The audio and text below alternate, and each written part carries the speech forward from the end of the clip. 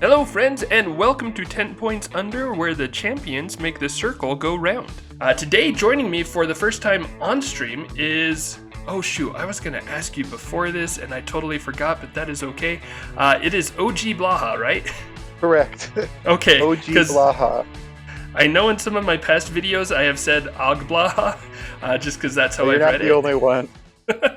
You're not the only one. I figured. But yeah, so we've got the original gangster Blaha here today with us. Actually, the winner of this event that we're going to be looking at a game from today. So welcome. Thank you. It's a pleasure to be on the channel. Yeah. And actually, sorry, while we're on the topic, just because this is going to bug me if I don't ask it, O.G-Blaha, how did that name come about? Oh, that's a long story. Oh, is it? So my last, not really, but my last name is Bleka, and I had ancestors that moved here from Czechoslovakia. There was a couple brothers, and one of them wanted to be unique, so he changed his name from Blaha to Bleka. And we went to one of the Air Museum in Colorado, like the Academy, and we saw one of our ancestors was Blaha. And I decided I liked it, and I told the story at school. So then everyone at school just started calling me Mr. Blaha. So then I just took it as a gamer tag. Oh, that's awesome. So I'm not even a Blaha, but I've since commandeered the name again for gamer tag purposes. You've made it your own to become the O.G.-Blaha. I like it. And I'm not even the OG one, but that's okay. We won't look at the things that might mean, but that's okay. So we're happy to have you here today, and I'm really excited to be looking at this game with you. So real quick for the audience, just to introduce our game and our format. So this game is about a year old. Actually, hang on, it's a year old. I think it's today. A year old. Yeah, no, I'm looking at the date right now. Is as of recording, I guess it's a year old today that it happened. So this is from Sir Heroscape's Champions Circle League Season 1 Qualifier number 2. So it happened last year, June. Like we said, O.G.-Blaha won this one. But this game is going to be from round 3 between Foudzing, who will be over here on the left, and PouncingWolves over here on the right. The format was 410 points, rule of 9, but with all A+ units banned. And we were doing a good amount of talking about like the format and stuff beforehand. So, Mr. Blaha, I'll turn it over to you real quick. Anything just like about the format or anything that you think is good to know going into this game? I don't know. I think Stingers are probably, or not Stingers, Phantom Knights are probably... Phantom Knights backed by range, I think, are the strongest going into this format. And I think the results spoke for themselves. 4 of the top 5 had Stingers or had Phantoms with a range support of some sort. Mm-hmm. I guess one of them had Hercules, but that's all. The top 4 had Phantoms with something else, with PouncingWolves being the exception. Yeah, and that's true. Everyone had Marku, which is understandable because there was all sorts of Marku fodder for just Wannock and whatnot. When every map has Wannock, you tend to see Marku. And that's one thing I kind of lean into, and I think probably PouncingWolves should too, is maybe lead the Marku. And I don't think he kind of set up for that, but maybe lead the Marku and try and take a treasure glyph. And if Marku can take away 1 or 2 redundancy markers off of Foudzing's Volks, I think that sets him up for the more advantageous trades later on. I don't think that's what's going to be set up for, just Marku being set back there, but I did it in my game and it worked out. I think that's kind of because Volks are just so good into Braxis. Right. Yeah, no, that makes a lot of sense. I like that. Actually, do you know who won this game? I do. I don't remember. Okay, so I don't know if you want me to spoil it or not. We won't spoil it quite yet for them, because I also remember who won the game. I don't know how they win the game, but I was going to ask if you wanted to place a bet. But I won't ask if you already remember or already know, so we'll skip that part. But so if you're looking at this matchup, though, so without, I guess, like spoiling who wins, because we can also say, though, like, and I think you kind of mentioned this earlier, but so Foudzing and PouncingWolves, they're actually so you took first place, Foudzing took second place, PouncingWolves took third place. So we've got like the top three players all represented here. But if you're coming into this matchup, how do you think you would, like you mentioned the Marku lead, would that be your main strategy going in? Do you think you'd have any other like ways that you would approach this game, whether you're playing Braxis or whether you're playing Volks and Phantoms? I think if I'm playing Braxis, I want to get rid of Volks as fast as possible, and I want to trade for as least amount of stuff as possible. Because you're going, I would just ignore Phantom Knights off the get-go, and probably just try and go straight Volk kills with Braxis's melee attack. Mm-hmm. But I think I'd do that first, maybe try and take a redundancy, because both players have Marku, so that's, you don't have to roll for the hatred. So if Marku takes away 2, then all of a sudden Foudzing has to be a lot more cagey with his Volt placements, because you don't want Braxis coming in taking. She's pretty much got a good chance to take a redundancy marker off. And if that happens, then all of a sudden, if it's redundancy-less Volks with 2 of them against Braxis, maybe even a Half-Life Braxis and 3 or 4 green skills dead, the PKs are looking not so great. And I That's probably also would have set up towards Yulniva, because Volks with Yulniva is gross. I don't know yes, yeah. why he chose to set up on the Dagmar side when Volks were on the board. I think I would try and keep the whatever, because it looks like Foudzing is just going to take it turn 1 with his Phantom Knight, and that's probably what I would do if I had the Foudzing army, is just take it turn 1 with either Marku, or I'd probably take it with Marku, because Marku is probably sturdier than one Phantom. Mm-hmm. And then just have score dice. Um,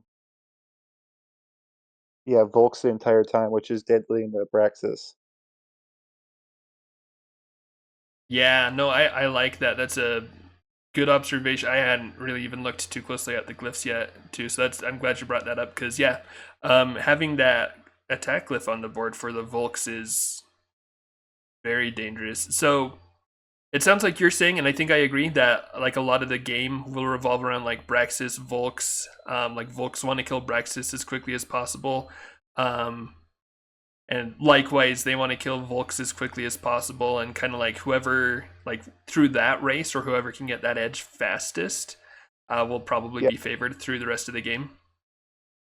I would say so. Like, if you have Braxis in the end game against PKs, you're good. And if Foudzing has Volks in the end game versus no Braxis, then Foudzing is probably going to be fine. Okay, yeah, I like that. I think that's a um oh, good observation. I'm like, obviously it's a good observation, but I can definitely agree with that. So I'm interested to see how that goes. And I think on that note, we can go ahead and we'll get the game going.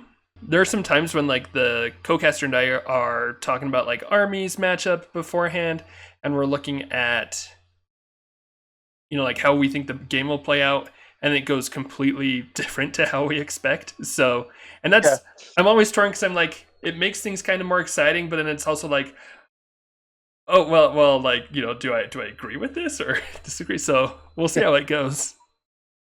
yeah. And it looks like Foudzing has got at least one order marker on the PKs. So I would be willing to bet that that's going to be right there. Yep, right Turn 1 there. grab, you will need a, and maybe even just go turn 1 and 2 just kind of as a screen, which you don't really need against Braxis. You can't screen Braxis, but Right. Braxis Braxis is taking max height, which is fair. Well, and so like in this matchup here, because let's see, I wish I could scroll back up. The other order markers were on Incendiborgs, right? Most likely, Yeah, like there's two two more. two and two. Okay, 2 and 2. So we could probably guess that they'll be on Incendiborgs. If you're Foudzing here, then do you go in with PKs if they're likely to just get acid breathed by Braxis? Do you hold back a little bit? I probably would maybe try and just grab Dagmar. maybe even most people don't grab it turn 1, or he does. He's grabbing. Oh, well, is he or not? Is thinking about Because then, it. well, because that's something that Braxis or a green scale has to divert attention to, and you want your green scales close to Braxis. But they also the folks also kind of counteract like that potting around the dragon type thing that they normally do with their flamethrower. So it's Well, that's true too. Yeah. but yeah, if I was Foudzing, I'd probably just take both glyphs turn 1 and then just try and move the Volks to this level 3 right here out of the start zone and just sit there because Braxis is going to have to attack up the entire time. And you're going to be getting 4 and 5 I guess 5 dice attacks the entire time into Braxis. And there's not much that he can do about that if that's what Foudzing does. And Foudzing, I like this play of, I actually do like this play of Foudzing blocking off this level 3 on the other side, that kind of a staging ground. Yeah, I like that too. Braxis. Making it so Braxis doesn't have a place to land there. And I think also, that's a like, smart play. yeah, I think also having like the knights like huddling against the glacier too. Like Braxis could still like move here and get them, but that does put then Braxis into a place where next turn Vulcan Mix can definitely get shots off. Or I suppose Braxis could also still come here, but it does Yeah, like kind of make her move from here. yeah. I wonder if Braxis this turn just goes for a treasure glyph. I guess what was the treasure glyph pool? I don't remember what the glyph pool was. Let's see. So I But know it oh, might be small on your screen, but so we've got attack +1, defense +3, attack +2, those two being temporary, disengage, and then Scarab of Invulnerability. so yeah, I wonder if he tries and takes a treasure glyph because the scarab could be good, of course. The defense Mm-hmm. temporary could be good. Disengage is less good just because you don't. Braxis doesn't really care as much if she's engaged with her acid breath, and the Right. heroic rune isn't necessary either because you're just hopefully always using your acid breath. Oh, and he does go up Right. there with our. He does go up there. Okay. We'll only be able to. It's 4 range for Acid Breath, right? Yep, I Okay, believe so so. it can only hit one of those phantoms unless they pivot, or unless Oh she no, comes he's down going over here. there. Yeah, I think I like the other spot better. I think. Yeah, I think I like being farther away from the Vulcan mix. But, well, I don't know. Because you could argue like it's easier to. Oh, she lost her wings. um, Oh dear. she just lost flying, gained slither, but that's fine. Hey, yeah, I like this spot better because you can only get shot from 2 of the Volks from there. It looks like yeah, only 2 of you. The 2 of them can shoot Ooh, you. that's true. Yeah, And I'm no mathematician, but 2 shots is better than 3 shots. that is true. I believe that is correct. I would sign off on that. And I like this bringing up the green seal. Normally, you want to mobilize. You don't want to mobilize the same ones, but I think if Foudzing's going to go up, you want to probably engage as fast as possible and just rip the band-aid off. Right. You don't want the Volks on height. I think that's just an auto lose if all the Volks get the height. Yeah, because then you're attacking up. And I probably wouldn't have wanted to win initiative either if I was pouncing wolves, because now this gives free shots, whereas had Foudzing won, then pouncing wolves could have come in for like an initiative switch. Yeah, that would have been really nice for. And especially with Dagmar on the board, he could have set up for the initiative switch and forced Foudzing to take Dagmar turn 1. Mm-hmm. Oh, and it looks like he's going for green scales, which is Well, that was the interesting. one Vulcan mech that couldn't reach Braxis was shooting the green scale. Oh, okay, yeah, that makes sense. That makes sense. Yeah, and then I'm Oh, pretty he's sure. still going for the green Oh, scales. interesting. Okay. Well, yeah, no, I would have thought going for Braxis. He got the kill, but maybe this forces Braxis to retreat now. But I guess it's true. Or go it forward, looks like go in and dive into those Phantom Knights. the Phantom Knights I think are just inconsequential in this matchup. It's because then I think all three of those folks are going to get to that level 3. Right, yeah. So like when they're all hanging out here, that's kind of dangerous. If you're playing Braxis, do you like just jump onto this spot and attack down on a Vulcan mech? Like do you dive in right now Yeah, cuz you've got the initiative coming up here in a second, so that kind of bites, but is that a necessary risk? I'd have to probably do the math on it, but you could probably rush 2 green scales because you need the initiative glyph that you could probably take. I don't like where he's going. I would probably go. I might go to the level 3. You're preventing Foudzing from taking it. Mhm. Yeah, but I don't agree with this because I think you're getting 3 attacks of 5 into Braxis, which might just kill her here. Right, yeah, that seems so dangerous. And like I do like that, you've got the safe spot for Dagmar, you can put a green scale on there. You're like there's no way Foodzing's going to get that. So you probably won't All of get initiative switched, but still 3 attacks of 5 sucks. and the fact and then Braxis has got to take all of them into. She's gonna, yeah, she's gonna. I guess that green scale Okay, so you've got one guy potentially there saves to one. like yeah. So now maybe only 2 attacks of 5, but Yeah, you better hope that guy survives. yeah. Because like Well, you could just kill her with 2 attacks of 5 too. Like there's variants that could. It's likely not really, but mhm. if Pouncing loses Brax's round 1, that's not great. I feel like that would be hard to recover from personally, but Yeah, Volks just tear up the poor Dragonless green scales, and he's looking like he's pulling up too. So if he gets that okay. phantom kill, he got the chance. Nope, didn't go through. But well, and also Footing doesn't even have to go 2. He can put 2 of them on. He can guarantee 2 attacks of 5 because he can go up to this other level 3 by that Phantom Knight. Yeah, he can go here, he can go here. And then he's got 2 attacks of 5 for sure. And then just get like the other one like here as well, and then you're attacking a green scale, but Braxis can't get even ground on you if you do those spots. It looks like he's deciding to keep going after green scales, which I don't know that I like. I think you could have just ended it. Yeah, I think going for I think I'd definitely focus Braxis. Because like we've said, like if Braxis falls, then Vulcan mechs are really comfortable fighting green scales. Like they're not worried about that anyway. And maybe he's just trying to limit attacks per turn. Just say you can only get 1 attack on me a turn. Okay. But if you kill Braxis, then you're getting 3 attacks of 2, and it presumably attacks of 5 Right, yeah. or 5 defense. Yeah, like especially if you're like if you just huddle up right here, then you're like, yeah, just come at me. Like if you're able to come up here, if put some wounds on Braxis and Green Scales are attacking up. Although I can see, I don't know, like trying to look at it the other way.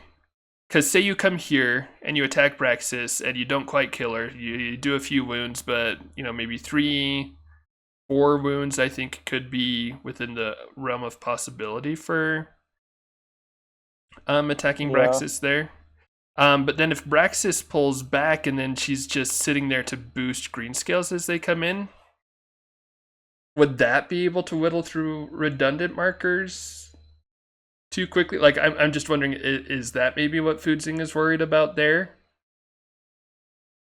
I don't know, I guess, what foods he's.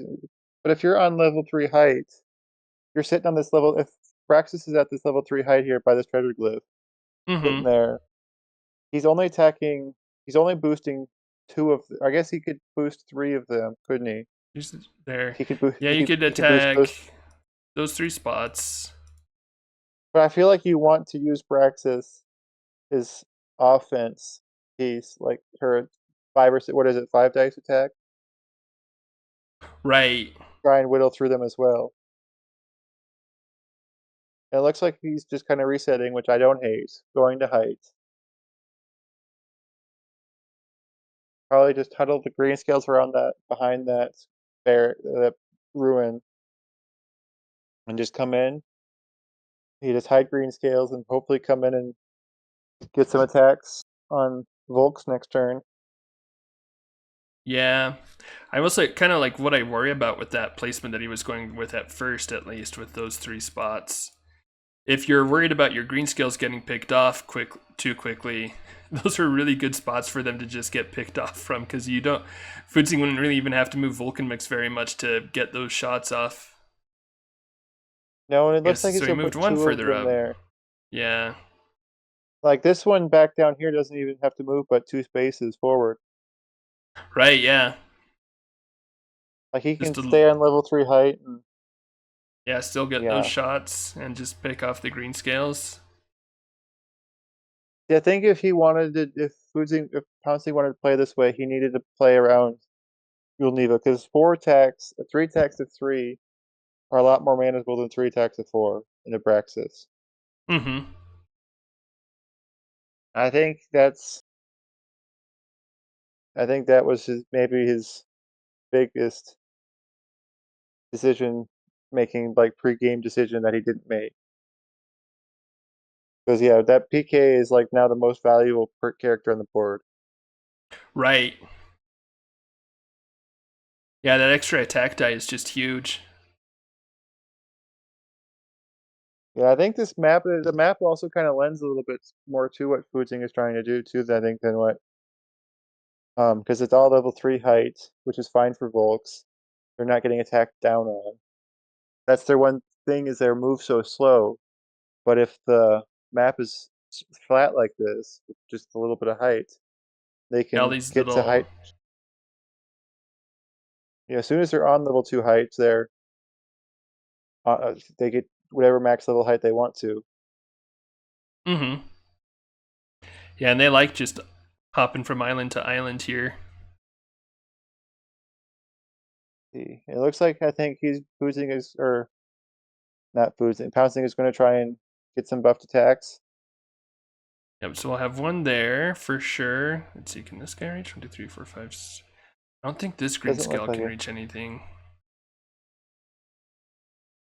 He's down to 5 green scales, which is not a lot. And they have the flamethrower too, so like one of these Volks could just come down to low ground, engage Braxis, and still get the 4 dice. That's true, yeah. You're putting one in a spot for redundancy, but what does it matter, I guess, when you're... And it looks like I guess he's ahead, so he can afford to play more safe. Mm-hmm. I like that. I guess I like that, him taking that level 3, preventing Braxis from going there. I like that, I think. Yeah, I do like that as well. And you can just like hang back with these guys. This one's far enough away. Or move there and then move this guy to this spot. I think I like that, a little better. Because you don't care if Braxis is on that height on the left side, but the level 3 that the Volk is on now, you do care. Those are probably your 2 biggest island hopping ones. This top one right here by the ice, and this one that he's on now. Right, yeah. And that 4 attack, still just going, yeah. He's still going for green scales, which I'd be curious to know why he decided to go for green scales. But Foudzing's a good enough player. I'm sure he had his reason for green scale attacks over Braxis. Oh yeah, yeah. I'd just be curious to know what it was. Yeah, I know Foudzing, or at least I'm pretty sure Foudzing sometimes watches this channel. So Foudzing, if you're watching, I'd love to hear your thoughts on that. And I will say, like, it does seem like it's working out, right? Like he is keeping the green scale pressure off. He's keeping himself from getting swarmed. So he's got 3 green scales left. Mm-hmm. So he's in a pretty comfortable position with it all. and it is making things tough on PouncingWolves. It's just like I would have made things tough by pressuring Braxis and making PouncingWolves nervous about that, but I guess both ways can work. It looks probably just like two sides of the same coin. Yeah. Green scales without Braxis is bad, but Braxis without green scales isn't great either. That's true. No, that's a good point. And I think the main thing too, whichever you choose to focus on, at least with games that I've seen, the really important part is to just stick with your choice. So once Foudzing started by picking off green scales, I think him continuing to snipe green scales is the right choice. So he doesn't get split up between a partially wounded Braxis and then more green scales than he wants. So I do like that he's continuing to put pressure on the green scales. I think that's good for sure. And maybe that's why he did green scales, is because he couldn't get that first turn he engaged. He couldn't get 3 shots in Abraxas, so he's able to get 3 shots in green scales. Oh yeah, could be. So maybe that's why he did it. Is he started on green scales. He just continued with green scales. And it is worth to note, I guess, he's only got really 2 that are useful to the fight, because one of them is going to probably stay on Dagmar. Yeah, I'll be curious to see what that choice is there. But yeah, so okay, going for Glyph. Rolled a 3, so that'll be attack +1, which will be okay into the Vulcan mix. Yeah, you're probably hoping for the Brutus shielding or the Scarab. Yeah, probably would prefer a defensive one there, but it's not the worst. At least it wasn't disengage. You disengage, you just are sad about. Yeah. It looks like he got one redundancy marker, which is something. But I'd be worried that Braxis just dies here. Right, yeah. Because I think if I'm Foudzing here, I just take 3 attacks of 5 into Braxis. Oh, absolutely. I like that he's covering that level 3. Yeah, making it so that Braxis can't just move up. So if she'll want even ground, she'll have to disengage twice and move up here. Unless maybe the Scarab was the one we wanted. Maybe. Disengage. Maybe he wanted disengage.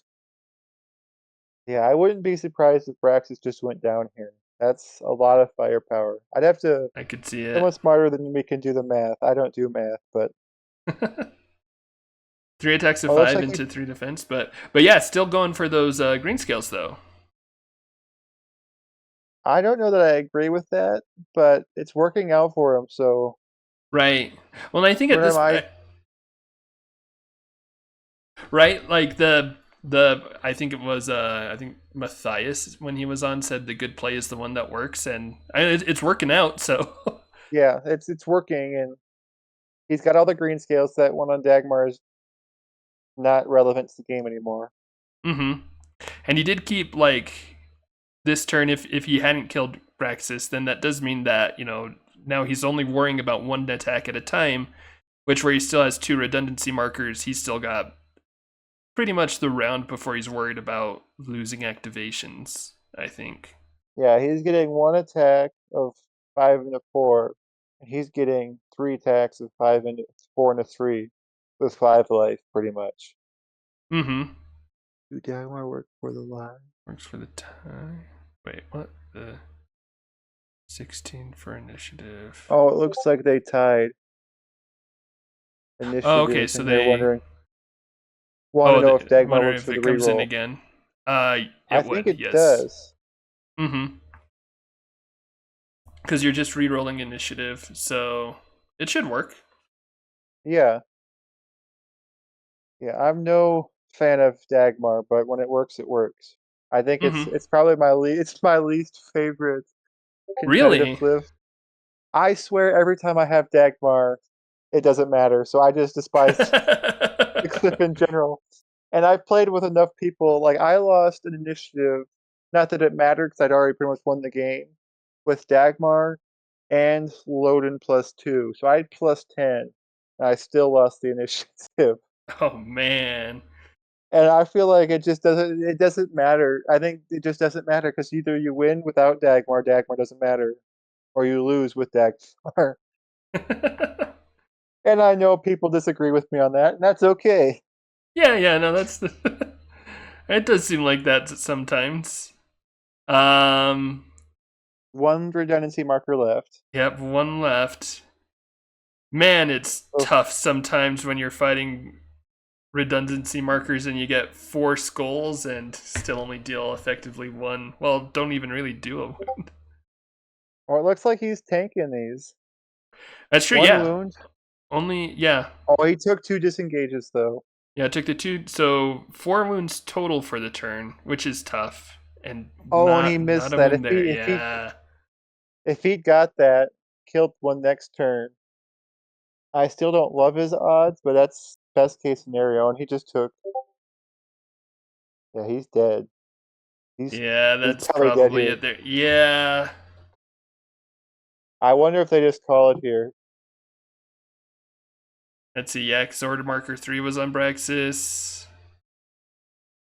Marku just dies here, I think. There's no way Marku lives. You wouldn't think so, right? I mean, I've seen crazier things happen. It's true, yeah. I'd be very surprised to see Marco win. I mean, in my games, I think he won 2 or 3 of mine. Oh, really? I know he won the Night of Light game. He took on Sir Gilbert for the win. Oh, nice. So, like, Yeah, I saw him do some crazy, and that was when Night of Light didn't even have Marku, so it was a mad Marku even. Oh, he just took 4 wounds. dang. That's Yeah. 4 wins in 1 hit. That's tough. Looks like they are playing it out, but yeah, I wouldn't expect it to go super well. if he had cleared the redundancy and could heal, maybe. That's yeah. I could see the world then, but like this is the last marker that he's got to take off first. Yeah, if had he been out of redundancy markers and was able to get some life back here, because 2 might not be able to. You'd still think they probably would, but yeah, I think he's probably not long for this world. He does get Unfortunately, yeah. he does Or get height fortunately. against. I guess he doesn't get height at all, does he? He's just dead. Poor Marku. He might get a Yeah, here's redundancy. Oh, pro. he does. He does take it off, so there's that. Moral victories. He's done 3 wounds and hasn't killed a Volk, which just feels bad. Yeah, that is tough. That can be pretty demoralizing. I do notice that like newer players, especially when they're playing against like Volks or Mesodemons for the first time, and they're just like trying to slog their way through all of those markers, they could be pretty discouraged, and I can understand that. That sounds like how Jank Tank went, or not Jank Tank, the team tournament went. Those stick and mesos just demolishing Oh yeah, all of the armies we brought. yeah. I got the pleasure of playing against them twice, which was lovely. Oh really? Dang, yeah. And one of them was really. In the other game I had, I brought Volks. In one game, I got a place against Kira Jax, and she killed all 3 of them without going through a redundancy marker. And that was lovely. Yeah, that sounds like an experience there. All right, It that's looks like Marku dead, and I they're think still playing it out, I guess. are they. Let's see. Looks like he's. They haven't removed an or revealed an order There's a marker, so I GG think they called it. remaining. I mean, it's Yeah. over. Well, yeah, That and they were point, probably yeah. in voice chat. I'm guessing. Let's see. They're both Yeah. French. That'd be a fun voice chat to join in. You wouldn't have a clue Oh, what's that's going on. true. Yeah. Good thing the English thing is in English, so we can read it afterwards. Truth. Yeah. Although that'd be very fun if we were trying to figure out stuff in French too. I mean, I guess like it's all like color coded, right? You've got the attack. red You just skulls, wouldn't blue probably know. shields. And I guess you'd be able to tell Incendiborgs is longer than PK, and Right. you assume that all of PouncingWolves is on green scales. So that wouldn't be too bad. But Yeah, yeah, I but it think would be. hindsight's 2020, and I think he probably PouncingWolves probably regrets not going after Yngvild. Would be my best guess. I think that's yeah. Yeah, I think I agree with like he needs to be able to contest that somehow. Um like I think so there were a couple spots like that first time when so he went up here with Braxis. The other option was maybe going down here. If this had happened, then he could have gotten a shot on that Phantom Knight, which could have like I know at the time I said like I preferred up here. And I think I maybe still prefer that, but like also again, hindsight's 2020. If you know that, the attack glyph is going to be doing that much work throughout the game, it makes this option look a lot more appealing, I think. Yeah, and I think he could have he set up on the Dagmar side. I think he could have just set up on the Yulneva side. That's true too, and yeah.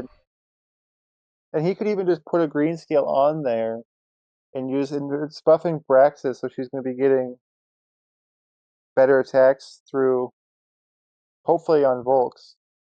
If she kills 1 or 2 redundancy markers, you hope a green scale gets 1. And all of a sudden you have to be more cagey with him, and then Braxis does fine in the PKs. But yeah, I don't know. I think Foudzing is the favorite going into this. I think you gotta. That's one thing I think PouncingWolves maybe a little too cagey. I'm more of a fan of aggression when you have a losing matchup, just because when you're more aggressive, I think it tends to put your opponent on. Most people play slow, so if you're more aggressive, I think it takes your opponent for more of a surprise than if you just play slow. That's what they're expecting. That's I think fair. that's maybe what I would have tried. That's maybe what I would have tried to do is just be as aggressive as possible and let dice be dice, which sounds bad, but it's not a great matchup either. So right, and you're just looking for something to go good for you there. So I can see that. In fact, because I can like as soon as you mentioned that, I can think of a few games off the top of my head where I've been like favored going in, and then my opponent just does something wacky and like throws me off guard, catches me off guard, and they end up taking the game from me. So I think that's good advice there to like just put on pressure when you're down, even if even if it's from the beginning of the game, if you don't think you're favored to just go aggressive. yeah, I think most competitive players they play slow, develop everything, and that's both what they did. That's both what they did, and Foudzing's totally okay with that. But if Foudzing is engaged turn 2 or turn 3 with green skills, and he might not expect that, and then he might sit there and not know what to do as much. And he's a good player, so he could overcome it. But Right. you wouldn't. It just isn't something you would expect per se. Yeah, and And sometimes like especially both of them are very patient players too. So to see that as someone who's not patient might just throw you off guard more so than someone who's more aggressive. yeah, and sometimes you just get like enough of an initial lead that it just can carry you throughout the rest of the game. Like I know there was a game where like I think it was like a squad of Arrowgruts and a Swag Rider soloed another player just like off of the board, basically. And like in that case, there's also luck into it too, right? Like when you've got luck. 100%. But so sometimes you can just push and pull it off, right? Like so sometimes it works out. But yeah, so I like it. And that was a good game to watch, I think. No, I think. Sorry, that makes me sound uncertain. That was a good game to watch. I enjoyed that one. Yeah, it was definitely a fun game, and like I knew going into it who won just because I played Foudzing in the final in the final, so I knew who Oh, won. there you go. There you go. Yeah, that So I, helps, I'm sure. so I I knew actually, who won just because I knew who I played. it's like, oh, I know who I played. Yeah, that makes sense. I actually, I'll be honest, I forgot which I thought I knew who won, but I thought PouncingWolves won this somehow. And then like watching the game, I'm like, hang on, did I like get it switched in my mind? Which I guess I did. Yeah, like rewatching this, I was definitely rooting for Pouncing Wolves because I was Hmm. rooting for the underdog matchup. But live, I was most definitely rooting for Foudzing because I felt more comfortable if I won my game That playing is into him. that is fair for sure. Yeah, because I don't know, I don't remember if we mentioned what your army was, but you had the 3 Phantom Knights and three Three Stingers, stingers. which 3 Stingers into as part of your help into. Well, I guess I don't know because I guess the Vulcan mechs still aren't great against Phantom Knights anyway, right? Well, they have the And then special, so once they get engaged, that's fair, but yeah, but then even Stingers I feel like are pretty decent into Volks as well as into like they're ranged, so that's not great into Phantom Knights, but they've got decent enough stats that they can I feel like go toe to toe with Phantom Knights enough. Like it's definitely still favored for Phantom Knights, but they can hold their own enough that it's not too bad. I think. yeah. Yeah, I remember that game being one that was my game with Foudzing being quite the stress because I got an early lead. I think I traded Marku because I led Marku so into Oh, Foudzing's okay. army. So I did take my own advice and I did lead a Marku. I traded Marku and I think 2 or 3 Stingers for all of the Volks. But then Oh, his Phantom nice. Knights came through, and then but I just kept going Stingers because I was like, at this rate, if the Stingers die, they take any Phantom Knights they take down with me is better.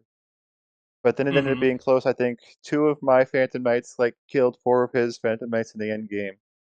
So it like flipped really quickly in the mid game. Oh, wow. But Phantom Knights are Phantom Knights. 4 defense is no joke when you have flying and just pretty much good height every time. Yeah. Oh no, it's solid. 4 defense and 6 moves, stealth, flying. Like it's just they're just a super solid squad. They're Which is good. why I think they're the best Rule 9. I think Chris Perkins has recently had success in Rule 9 with micros and phantoms, which is a Oh, similar. okay. I think it's pretty much just a similar thing that I have had, and then Foodsing has, and then what he has. So I mean, I think it's the tried. I think it's about the tried and true method for Rule 9. That makes sense. Yeah, yeah. I can. Well, and like you said, it's just like a solid core, right? Like you just get Phantom Knights and then have something ranged to back them up, and that's like it's hard to go wrong with that. Just solid army core, and then just be a good player on top of that, and things usually go your way. Or just be lucky. That Or works just be too. lucky. Yeah, that works as well. That's And you how know I win what? my games. Is You just get consistently lucky. I'm claiming that's what it is. Or get sponsored by Skywhale. Oh, okay, that Skywell sponsorship. Interesting. That's the You'll way have. to do it.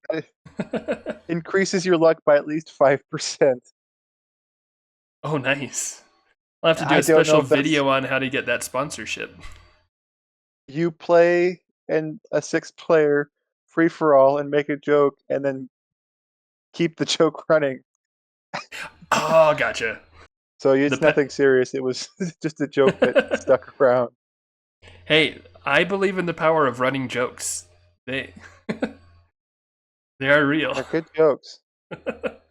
Apparently, they're good for the humor and good for luck, and they bring home Heroscape wins. I like it. That's awesome. All right. Well, cool. We'll go ahead and wrap up the video here. Before we do, Mr. Blaha, do you have any? I'll give you the floor for a second. Do you have anything that you'd like to say to the viewers out there at home? Anything special or anything like that? Oh, I don't know. Probably not. Just if you have army building, go to Ryan. He's usually right. All right. This is Rye Guy Play Games. That's who you go to if you need army building help.